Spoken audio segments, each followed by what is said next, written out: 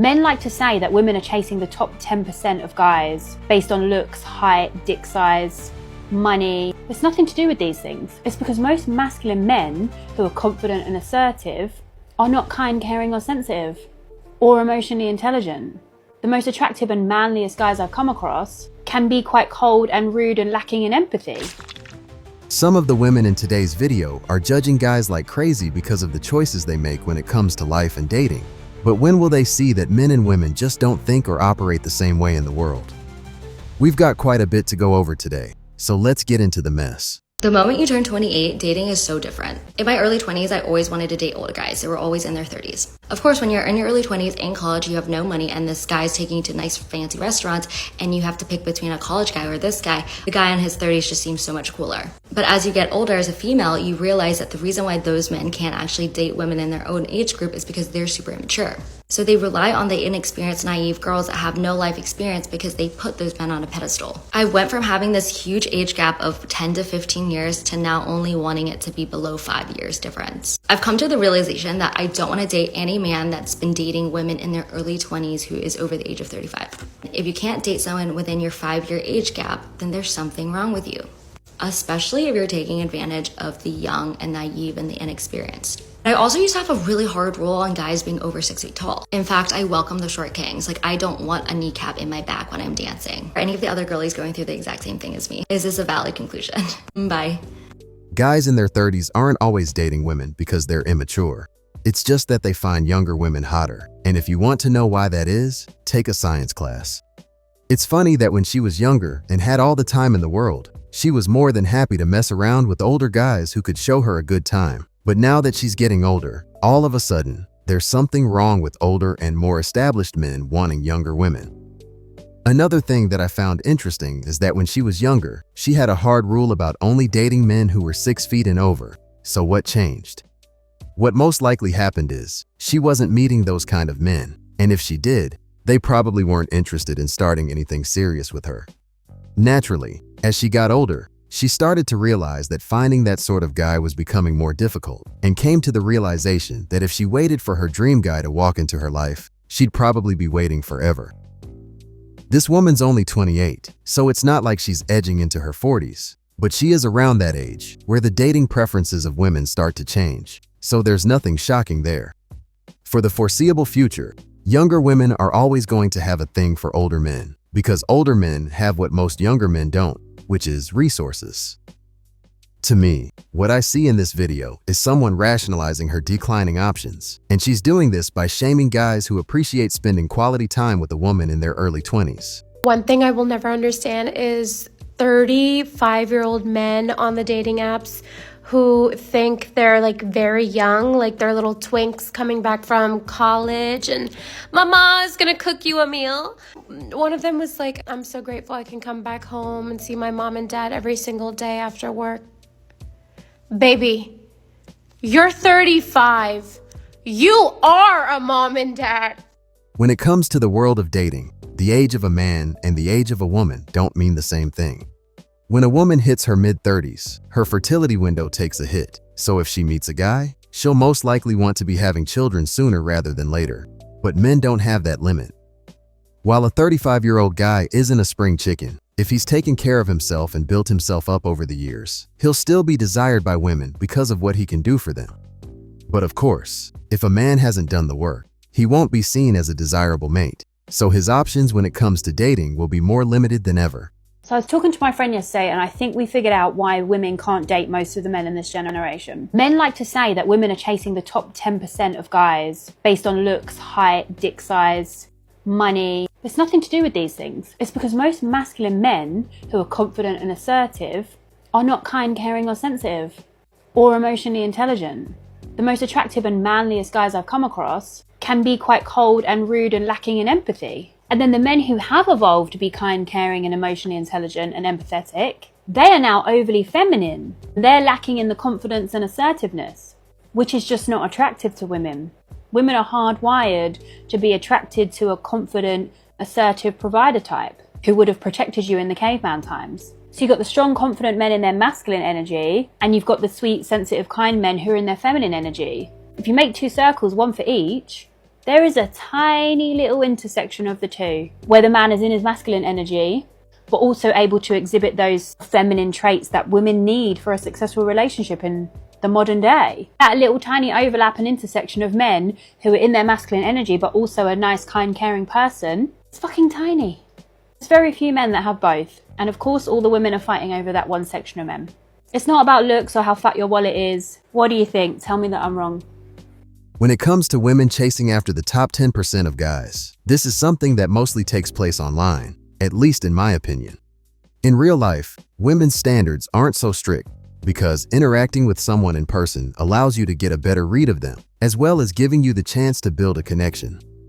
When she said that most masculine men who are confident and assertive aren't kind, caring, or sensitive, it's because they don't have to be, especially if their value is high enough. Guys who are overly emotional often have to sacrifice other qualities, which back in our caveman days would have been a liability. The tiny overlap of men that she referenced at the end of the video are much more common than the guys who reside on the extreme ends of either side. This is just your everyday average man who works to get by and lives a pretty peaceful life. But if shit's about to go down, he's ready to step up. Still, as you hear time and time again, average men just aren't enough. What a lot of women are looking for, especially those who are terminally online, is something nearing perfection. Saying that a man's resources and ability to provide doesn't matter just isn't true, and you only have to listen to women talk about what they want in a man to figure that out. And more than that, see how they act and respond to men who have money and status.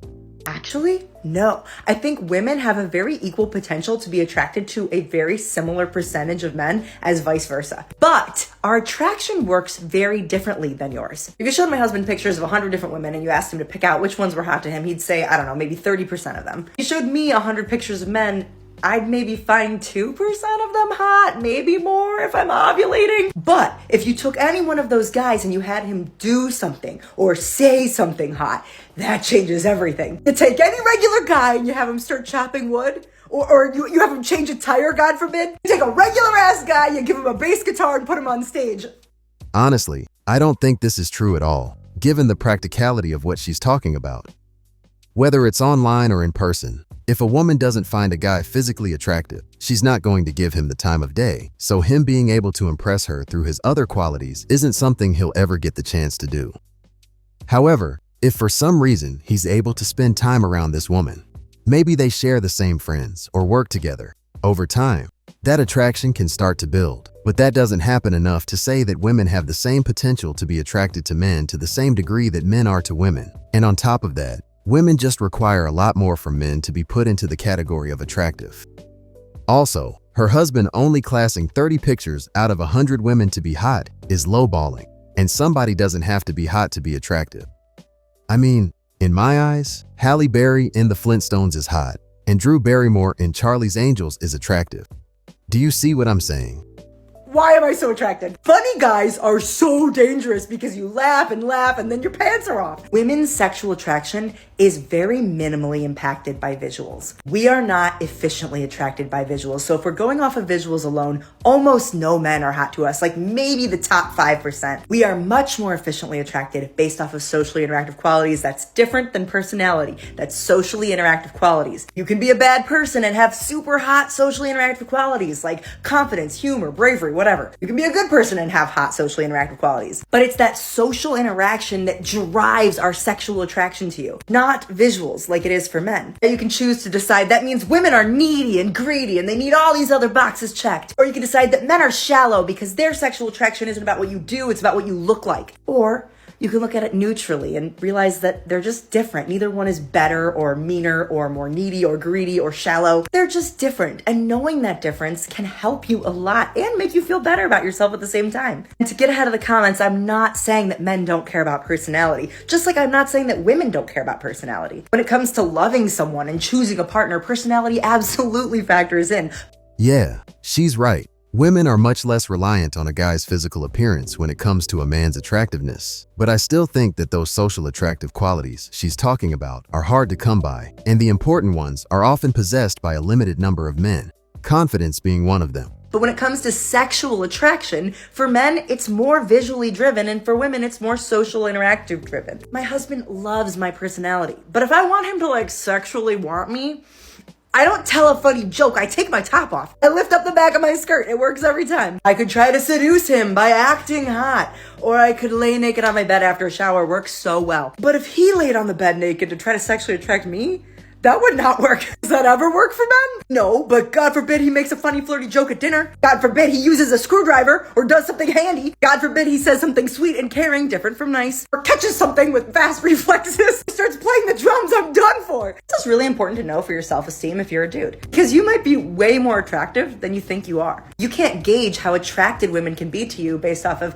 matches you get on a picture-based app, or how many women have randomly approached you. Women's attractive potential is more of a long-range weapon, right? Like it can get you from far away because you can see things from far away. Men's attraction is just as lethal. It's just a close-range weapon like a dagger, and it takes a lot more time to really show and use. It's important to know that most women's attraction doesn't work the way most men's does. It's not consistent day to day. It fluctuates throughout the month. Visuals are the least efficient way to turn women on. That's why women are much more likely to read porn and men are much more likely to watch it. You're welcome. While she might not be attracted to her husband by him simply lying naked on the bed, that hasn't been my experience, but I'll spare you guys the details. In any case, my mind still hasn't changed, in that women aren't attracted to men to the same degree that men are to women. And that wouldn't change if every guy was given a chance, simply because it requires much more work and qualities on a guy's behalf to make a woman desire him. Now, someone left a comment that she responded to, so before I end today's video, let's see how she replied. Women are more sexually attracted to socially interactive qualities rather than just looks. Then why aren't women going on dates with every man that approaches them? Why are they rejecting them before they have a chance to get to know them? Because we're not attracted to you yet. Why would we try to go on a date with you if we're not attracted to you yet? It's kind of like how we don't want fries. I'm not feeling the fries. They're not worth the calories. I'm just really not in the mood for fries right now. But then my husband orders fries and I get time to be near the fries. They're so hot and salty and I can smell them. I've had time to acquaint myself with said fries. And now I really, really, really want those fries. And I'm like, can I have some? And my husband's like, you told me you didn't want any. And he shares them with me because he loves me. Right, babe? So much. That's why if you're a dude, it is in your best interest to not lay it on too thick too early, but rather give yourself some time to show off what's attractive about you. Remember, when you first interact with women, the first thing you're trying to do is not tell them you're attracted to them. It's not get them to want to go on a date with you. No. The first thing you're trying to do is make them feel safe enough to keep talking to you. The opposite of creeped out is comfortable. Yeah, I'm still not convinced. And while I fully understand that a woman's attraction to a man can develop over time, I just don't think it's anywhere close to how common it is for men to find women attractive. As I've said, it doesn't require much on the woman's side to be attractive to men, even moderately so. But for a man to sway a woman's opinion about him, it requires things that simply take more time and effort. I agree with the bit at the end when she talks about getting a woman to feel safe engaging with you, but I don't agree with the part about guys not letting a woman know what his intentions are, because that's one of the fastest ways to land your ass in the friend zone. Make them feel safe and comfortable. If she's comfortable and chatting with you, now you've got time to build that attraction. After establishing safety and comfort, the second thing you're trying to do is have engaging conversation with another person. Remember, women are people. It's crazy how many dudes get stuck on this part. Be yourself and show off your hot, socially interactive qualities. Not every girl's gonna be into you. Like, I'm really into like funny, sweet guys, but some girls are really into like intelligent, mysterious guys. It's like some dudes like thin girls or thick girls. Some are boob guys, some are butt guys. Women should be themselves and rock whatever they got, and the right guys will find them. Same thing for dudes, okay? Rock what you got and the right girls will find you. And after you've had some engaging conversation and have had a chance to connect, then you start doing a little bit of the flirty flirt. See my sonar video, okay? You're gonna start sending signals and seeing what bounces back. Build that heat up. It's the difference between asking a girl if she wants fries and putting fries in front of a girl, letting her smell them and saying, these fries look so warm. I think one of the big differences between men and women is that women need like warm up time. Like we need anticipation, okay? We like foreplay. Think of it as like conversational foreplay. If you're too jarring, it's gonna be unappetizing and maybe even a little bit scary and creepy. Give it time to grow, okay? Give it time to build. I'm gonna take a stab in the dark and say that if I found 10 women attractive, and I spent enough time with each of them to display my social qualities. If I'm lucky, maybe one or two of them will find me attractive in return because there are just so many things that could turn them off in an instant. In comparison to that, when a man finds a woman attractive, it's pretty much a done deal, and even if she's for the streets and not someone he'd like to build with, he'd still be able to say, yeah, she's attractive. I mean, there's no better example of this than Amber Heard. While loads of men are pretty turned off by her at this point, we can still say that she's an attractive woman outside of her craziness. Now, I get her statement about men just being themselves when trying to build attraction, because if you start faking who you are, sooner or later, that shit's gonna catch up to you. But if you are someone who doesn't quite yet have the confidence, charisma, or value to attract and arouse a woman, these are things you should work on so they become a natural part of who you are. Anyway guys, that's about it for today. But if you enjoyed this video, make sure to hit that like button, subscribe, and share your thoughts in the comments.